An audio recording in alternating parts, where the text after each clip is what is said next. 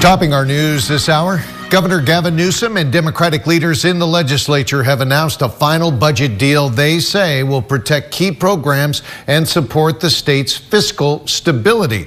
But the budget also comes with billions of dollars in cuts to balance a massive budget deficit.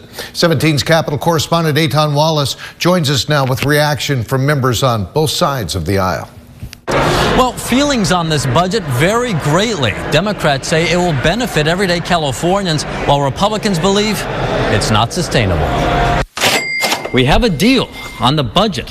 Governor Gavin Newsom announcing over the weekend he and Democratic leaders in the legislature reached an agreement to implement a $298 billion spending plan in the coming fiscal year. Just go right here to oversaw. Among its priorities, education, specifically more than $115 billion for K-12 public schools and community colleges. A big win for education. That's how Democratic State Senator Dave Cortese looks at it. A member of the Budget Subcommittee on Education, Cortese says while it is important to solve the state's projected $45 billion deficit, he makes clear cuts to education was not an option. Let's face it, the kids didn't receive the full education they were looking for, during those pandemic years, so we're still playing catch up. And again, funding is key to that. Also included in the budget agreement, $1 billion for local governments to address homelessness and $250 million for programs to help low-income communities access broadband internet.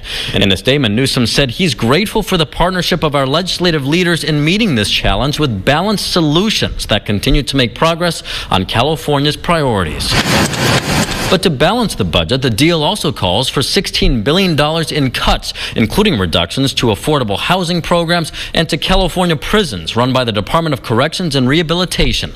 The agreement also withdraws more than $12 billion from the state's reserves and pauses the implementation of the $25 health care minimum wage until the fall. It also temporarily pauses some business tax credits. Republicans say they've been kept out of the loop on all of it, noting Democrats negotiated this behind closed doors.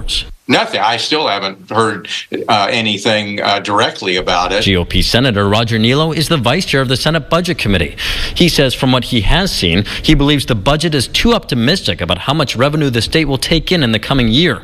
If those dollars come in below projections, he worries it could lead to future deficits. Well, as I've said before, the budget is nominally balanced, that is on paper, but it's not sustainable. And lawmakers are expected to formally vote on the budget later this week. The governor must sign it no later than Thursday night. Reporting at the state capitol, Eitan Wallace, 17 News.